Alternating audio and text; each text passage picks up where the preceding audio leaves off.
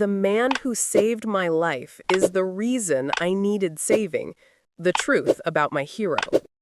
I need to get this off my chest because I feel like I'm going crazy. Great. For 7 years, I've carried a debt of gratitude to a man named David, a man I consider a hero. I named my son after him. I've raised a glass to him every New Year's Eve. And now I've discovered David is not a hero. He's the monster who nearly destroyed my life. 7 years ago, I was 22, driving home late from a shift at the hospital. It was a torrential rainstorm, the kind where you can barely see the white lines on the road. I remember hydroplaning. I remember the sickening crunch of metal, the airbags exploding, and then everything went silent, dark, and wet. My car had rolled into a deep, flooded ditch off a remote country road. I was unconscious, trapped, and slowly sinking into the muddy water. The first thing I remember when I came to was the sound of a frantic voice and the beam of a flashlight cutting through the glass. That was David. He was a delivery driver, heading down that same road. He told the police later that he saw the fresh skid marks and the break in the guardrail. He stopped, found my car nose down in the ditch, and without thinking, he dove into the freezing water. He managed to smash the rear window, pull me out, drag me up the bank, and perform CPR until the paramedics arrived. He saved my life. The doctor said another 5 minutes, and I would have drowned. For years, David was my savior. We became close friends. He visited me in the hospital, and he was the one who helped me through the physical therapy. He was humble about it, always deflecting praise. He became an extended part of my family. He was even the best man at my wedding. He is a godfather to my son, little David. But 2 months ago, a different type of flood hit. A water pipe burst in the basement of the old rural police station that handled my accident report. They were forced to digitize all their old paper files in a hurry.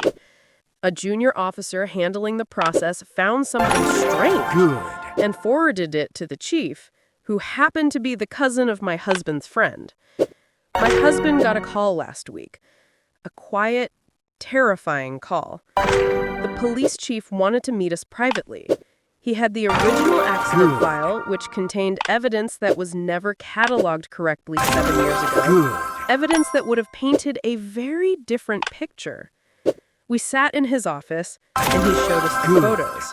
The original police photos from the scene were blurry, but the key piece of evidence was a page from David's initial interview, scribbled on a notepad. The officer had written, "Subject claims he saw nothing until he saw the car in the ditch. Checked tire marks.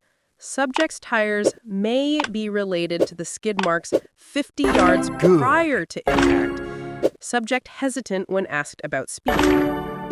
Then came the real evidence. A tiny, almost invisible paint chip recovered from my car's rear bumper that was filed away as unidentified debris.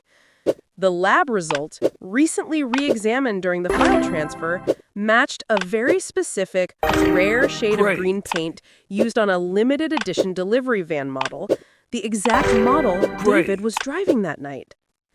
The chief laid out the theory. David wasn't just passing by. He was driving carelessly, possibly speeding or distracted, and he clipped my bumper.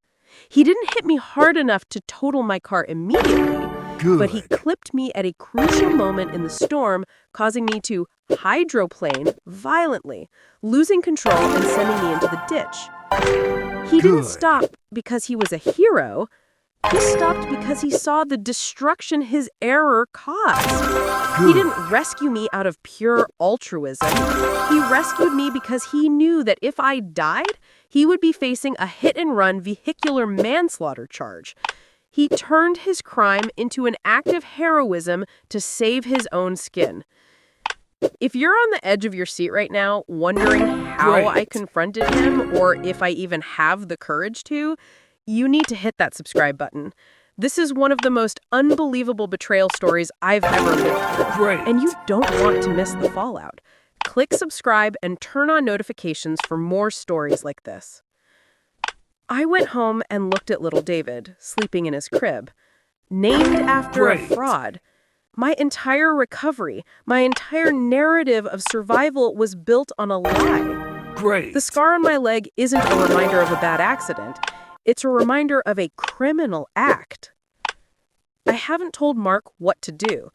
The police are ready to move forward, but they're leaving the decision to us. It's a tricky case. 7 years have passed, and a confession is unlikely. Good. They say if they prosecute, David could face jail time, losing his job, and his reputation completely destroyed.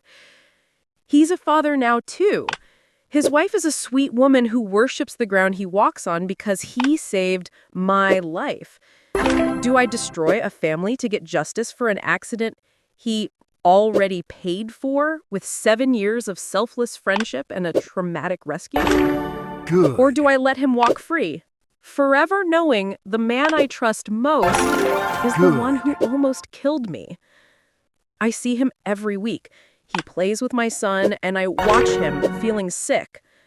The worst part is the hero image is so strong that even I doubt myself. Did he clip me?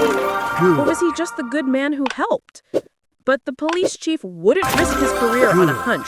The paint chip is proof. I have to make a choice. Justice or my family's peace. What would you do? I need to know. This is truly a nightmare. The man who was a symbol of hope turns out to be a villain. The irony is heartbreaking. What is the morally correct thing to do? Should our narrator go to the police and risk destroying an innocent family, or keep the secret to maintain their own family's peace? Drop your vote and your reasoning in the comments below. This story is far from over. If you want to know what the narrator decides and the devastating consequences of that choice, subscribe now and join the community. You absolutely cannot miss the update to this story.